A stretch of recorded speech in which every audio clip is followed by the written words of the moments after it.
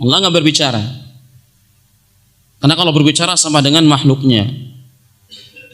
Masa makhluk bisa berbicara, Tuhannya nggak bisa berbicara? Akal yang mana bisa menerima? Terus kita sholat, kita berzakat, kita ngaji, ini yang nyuruh siapa? Allah kan? Kalau Allah ada suruhannya, artinya ada perintahnya, Allah melarang, berarti ucapan bukan? Kalau seorang nyuruh anaknya, diem aja, anaknya gerak, bagaimana mau gerak? Kenapa dia itu berjalan ke sana anaknya? Kenapa anak sholat? Disuruh oleh bapaknya, suruh oleh ibunya. Lalu disuruh itu ada ucapannya. Oh gini-gini aja gitu. Kan enggak. Ketika Allah Subhanahu wa taala menyebutkan Qul, katakan Muhammad, itu apa itu? Ucapan tentunya. Ya, ini pertebaran di Quran ya.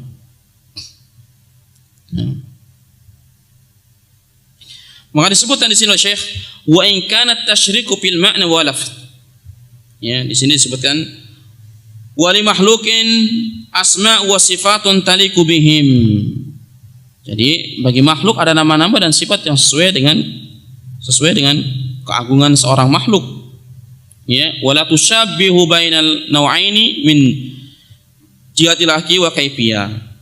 Maka tidak boleh seorang menyerupakan dua jenis ini. Dua jenis antara Allah dengan hambanya dari sisi hakikatnya dan tata caranya.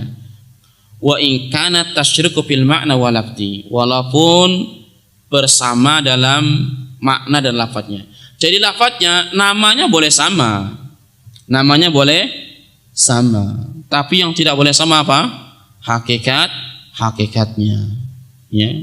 Bahkan kan boleh nama Allah Subhanahu wa taala, ada enggak nama Allah yang boleh dipakai oleh makhluk tanpa mesti menggunakan abdun? Ada enggak? Ada. Tidak mesti, kan kalau nama Allah tuh kalau kita menyandarkan kepada Allah baiknya menggunakan kalimat abdun kan, Abdul Rahman, Abdul Rahim, ya Abdul Ghafur, abdun itu ya. Tapi ada enggak nama Allah yang boleh tidak menggunakan abdun? Lafzul istiraqi ma'al makhluk boleh enggak? Boleh, ada. Ar-Rahim contohnya. Ar-Rahim itu tidak mesti harus menggunakan Abdul Rahim, boleh namanya seorang Rahim.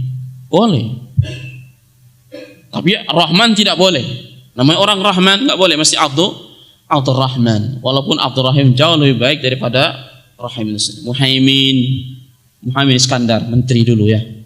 Namanya tidak mesti Abdul Muhaimin. Ada nama istiraq.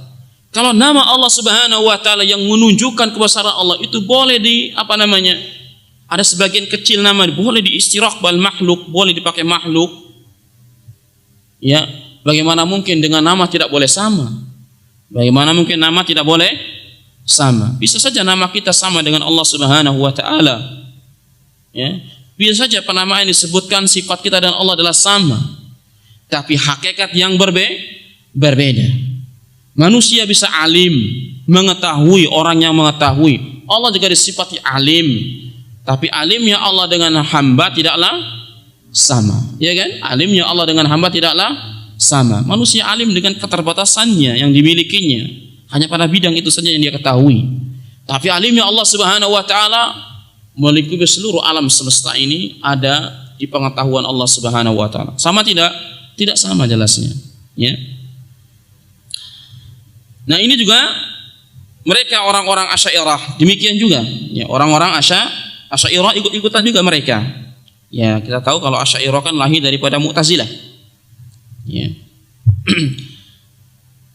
Coba kita sebutkan di antara dalilnya adalah ya, seperti Allah Subhanahu wa taala mengatakan wa in ahadu minal musyrikin istajaraka fa'ajirhu hatta yasma'a kalam Allah.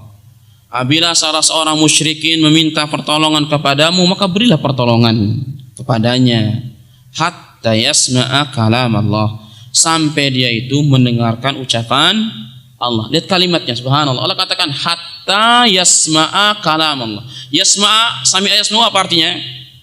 Mendengar. Di sini sebutkan mendengar apa? Kalam Allah, ucapan Allah. Jadi kalau mendengar dengan apa? Kita dengan telinga. Kalau mendengar berarti ada suara, ya kan? Ada suara. Kita mendengar, saya mendengar orang makan. Gimana saya mendengar orang makan? saya mendengar pembicaraan orang makan, bukan melihat, ya.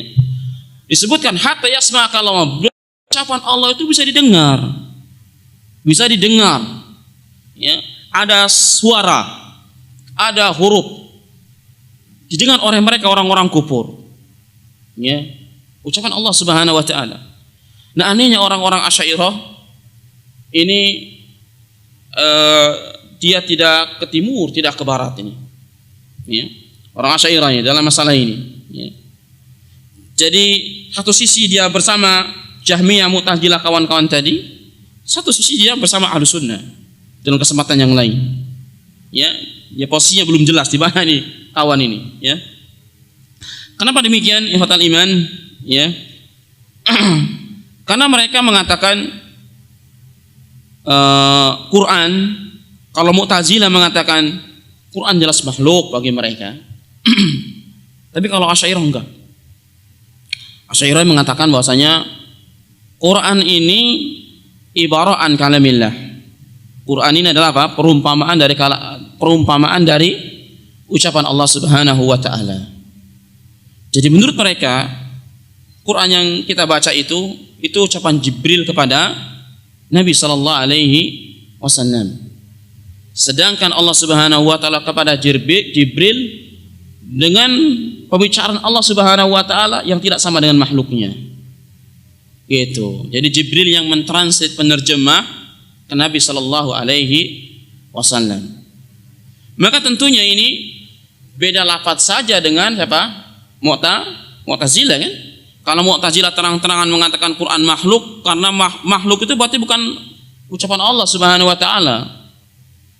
Kalau makhluk itu berarti dia makhluk, ya, bukan bagian dari Allah Subhanahu wa taala. Sedangkan orang Asy'ariyah mengatakan itu perumpamaan dari kalam Allah. Kalau perumpamaan dari kalam Allah, makhluk bukan. Itu ucapan Jibril makhluk bukan? Makhluk, sama, beda lafaz saja. Maknanya sama. Ya. Maka satu sisi mereka bersama Mu'tazilah. Tapi mereka mengatakan berbeda dengan Mu'tazilah, ya, mereka tidak langsung mengatakan apa? Tidak boleh. Ini kalau apalah makhluk. Jadi bingung. Makhluk tidak boleh, tapi dikatakan kalam Allah juga tidak, gitu.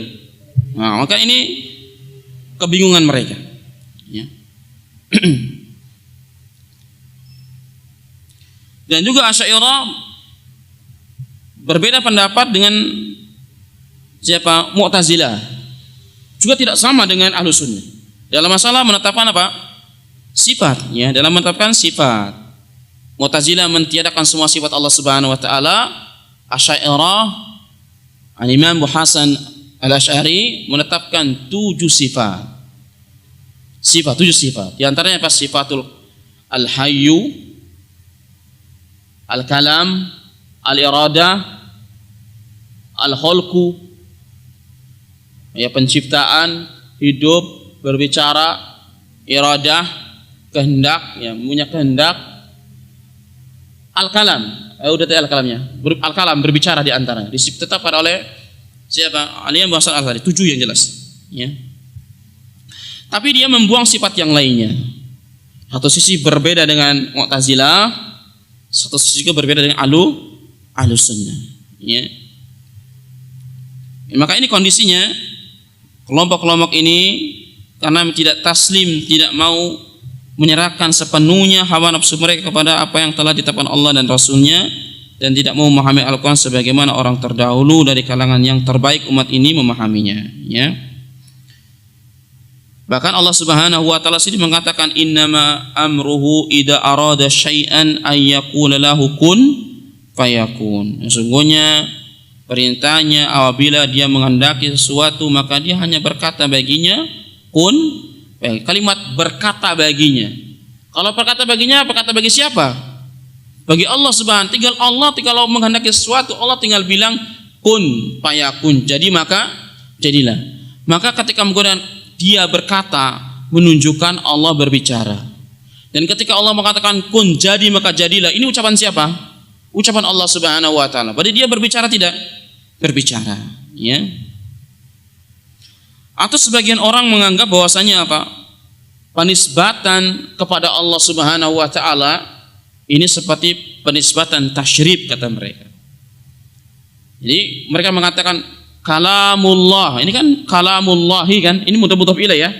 Kalamun mudhafun Allahi, maka apa? Mudhafun ilaih. Kalamullah, ya kan? Maka kata mereka penisbatan penyandaran kalam, penyandaran ucapan kepada Allah hanya penyandaran untuk kemuliaan. Seperti mereka kiaskan kepada naqatullahi. Naqatullahi apa? Untanya Allah. Ya kan? Masjidullahi. Masjidnya Allah. Masjid Allah itu makhluk bukan? Makhluk. Naqatu onta Allah makhluk bukan? Makhluk. Nah kata mereka disebutkan ini kalam Allah sama persis maknanya seperti ontanya Allah, sama seperti masjid Allah, hanya penisbatan tasyrif kepada makhluk, penetapan kemuliaan kepada makhluk. Ontanya Allah, dia punya apa? Punya kemuliaan. Dia tidak onta biasa, tidak onta sembarangan. Tapi makhluk bukan? Tetap makhluk kan? Masjid bukan tempat sembarangan, punya kemuliaan. Kenapa dinisbatkan kepada Allah? Tapi masjid makhluk bukan? Makhluk. Mereka pun yang menyamakan kalam Allah dengan onta Allah dan masjid Allah. Maka sesungguhnya mereka tidak mau membedakan penisbatan. Karena penisbatannya ada dua, idhofah ma'an. Idhofah, penyandaran lafaz kepada seorang ataupun kepada Allah, ini memiliki dua makna. Ada dua bagian. Yang pertama adalah idhofatul ma'an, penisbatan secara makna. Yang kedua ibatul a'yan, yaitu penisbatan secara dat. Yang disebut penisbatan ma'ani, idhofatu wa ilallah idhofatun sifatin ilal mausuf. Kalau penisbatan makna, maka penyandaran sesuatu kepada Allah dengan cara menyandarkan sifat kepada yang disifati. Dan ini adalah idhofah hakikiyah, ya, seperti kalam wa sam' wal basar. Jadi ketika Allah mengatakan kalamullah, sam'ullah, basarullah, ini penisbatan sifat kepada yang disifati secara hakikat. Secara hakikat. Jadi benar-benar Allah punya pendengaran, Allah punya penglihatan, Allah punya apa? Ucapan. Dan ini milik Allah Subhanahu wa taala, bukan makhluknya. Ini Allah sendiri. Ucapan Allah, Allah itu sendiri. Pandangan Allah, Allah itu sendiri. Tangan Allah, Allah itu sendiri. Ya. Maka penisbatan apa? Penisbatan sifat kepada yang disifati. Maka ini bukan makhluk. Ini bukan makhluk. Kalau dikatakan kalam Allah makhluk, ya Allahnya yang mana? Kalau dikatakan tangan Allah makhluk, lalu Allah ini yang mana gitu? Kalau mata Allah disebut makhluk, maka